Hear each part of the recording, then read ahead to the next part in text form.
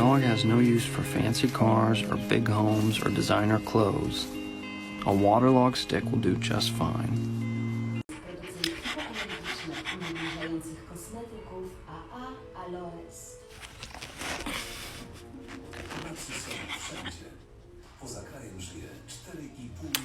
Wow, small fella.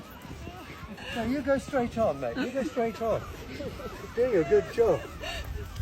Well done. Good boy.